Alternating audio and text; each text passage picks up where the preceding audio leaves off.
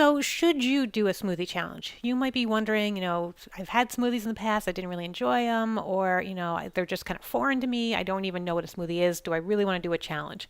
So, first off, do you worry about not getting enough nutrients from fruits and veggies? So, think about your everyday diet. Do you have fruits or veggies with every meal? Do you snack on carrots or celery sticks? If you're like me, the answer is probably definitely not. I'm the type of person who would buy a head of lettuce and have it go bad in my refrigerator because I just would never be bothered to take it out and make a salad.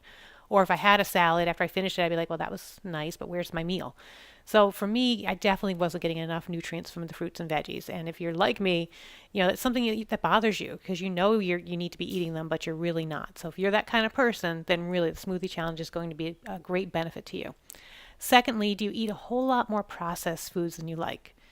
And that means you're eating a lot of pasta, you're eating a lot of breads, you're eating a lot of things that come out of boxes and pop into the microwave.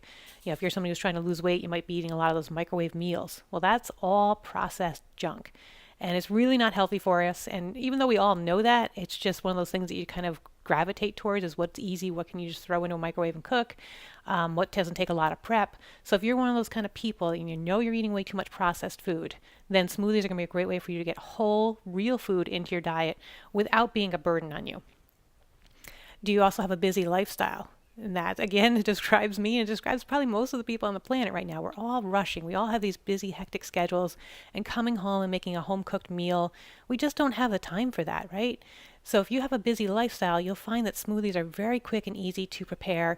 And, all you need is a blender. You don't even have to turn on your oven. So if you're very busy, you're going to love the benefits of the smoothie lifestyle and how quick and easy they are. And if you have kids that are fussy eaters, do you have kids that will never touch a veggie, who kind of shy away from every fruit? In my house, they feel like corn is the only acceptable veggie, and that's really got no health benefits at all. So putting them in a blender and sneaking them in so they don't even know what it is, maybe having a chocolate-based smoothie might be a way of getting some veggies into your kids without them even noticing it. So if you have fussy eaters, you're going to love the way you can sneak veggies into their diet with a smoothie. And finally, do you need to lose weight? Smoothies are very filling and they're full of nutrients instead of heavy, useless calories. So if you need to lose weight and you're able to get a diet of smoothies going, where you replace maybe one meal with smoothies or you add smoothies and you lighten up on the food that you're eating, you're going to find that you lose weight and you're going to do it in a healthy way and you're going to do it in a sustainable way.